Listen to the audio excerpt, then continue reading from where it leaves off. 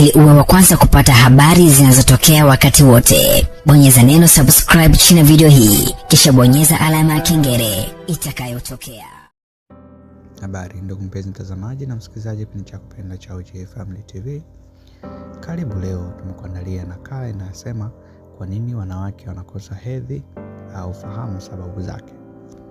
Tambua kwamba hedhi ni sehemu muhimu ya afya ya uzazi wa mwanamke.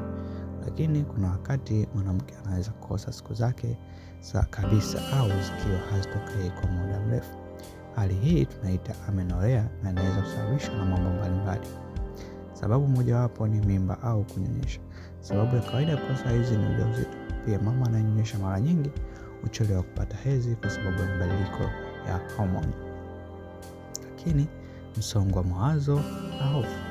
Tunazungumzia stress kali huathiri homoni za uzazi na huzuia yai kutolewa. Hii huchelewesha au ucheleweshaji au kusimamisha hedhi kwa muda. Lakini sababu nyingine ni polycystic ovarian syndrome au PCOS. PCOS ni tatizo la homoni ambalo linasababisha kukosa ovulation mara kwa mara, hivyo hedhi kukosekana au kuwa isiyo ya kawaida. Lakini pia uzito kupita kiasi au kupungua kupita kiasi.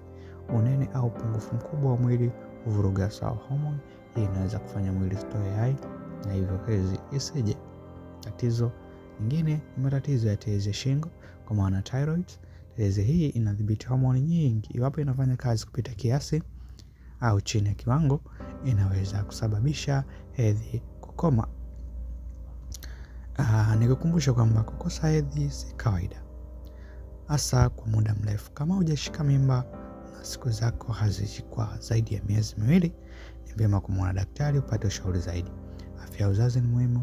Fahamu mwili wako, linda afya yako. Usisahau kusubscribe, kulike, comment, kushare, kutana notification upate habari nzuri. Asante.